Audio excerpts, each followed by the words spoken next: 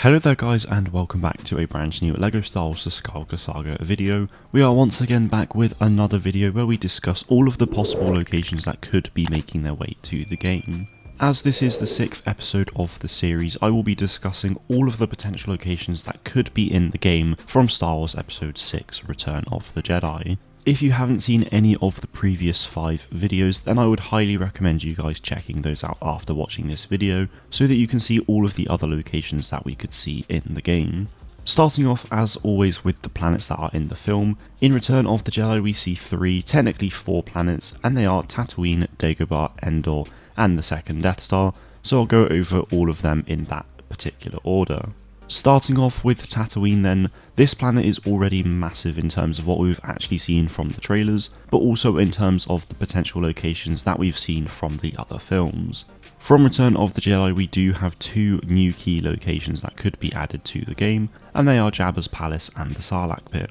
Jabba's Palace is an obvious addition to the game as it plays a key role in the film, and we've already seen it from the trailers, so we'll know it will be there. Likewise, we know that the Sarlacc Pit will be in the game to an extent, as it's obviously another key part of the film. The Sarlacc Pit will of course just be a little landmark within the Dune Sea in-game, as opposed to this big fancy open world area. Jabba's Palace though, I can see that definitely being quite a sizable area, and hopefully we'll be able to explore quite a lot of the palace. Moving on to Dagobah real quick, there isn't really any more that could be added from this film into the game, as you only ever really see Yoda's hut, which we already know is technically added to the game via The Empire Strikes Back. For the last planet we have Endor. Since this is such a big planet in episode 6, taking up a good half of the film, we will see a lot of different locations within this, which means that the open world for Endor should be pretty damn big. The main hub of the world will simply consist of a huge forest, no doubt, and we'll likely be able to travel around it and find a ton of cool things within it, but for major landmarks and explorable areas there are 3 places that I can think of. Firstly, there's the Ewok Village, which will hopefully be a really expansive location and provide us with a ton of side quests by Ewoks and other characters. Then we have the bunker, which is a bit of a no-brainer, and hopefully we'll actually be able to explore it a fair bit inside, just like the Force Unleashed 2 or even the Battlefront games from DICE. Finally, we have the landing platform where Luke meets Vader and gets taken to the second Death Star.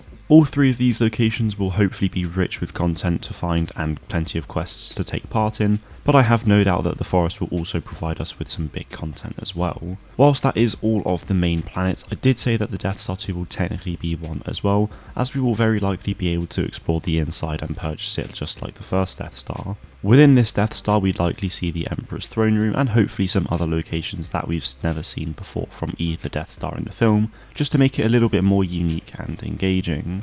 Speaking of purchasing capital ships and Death Stars, I'm really hoping that Admiral Akbar's MC-80 will also be explorable and purchasable. Anyway guys, they are all of the locations that I could think of that could come to the game based off of Return of the Jedi.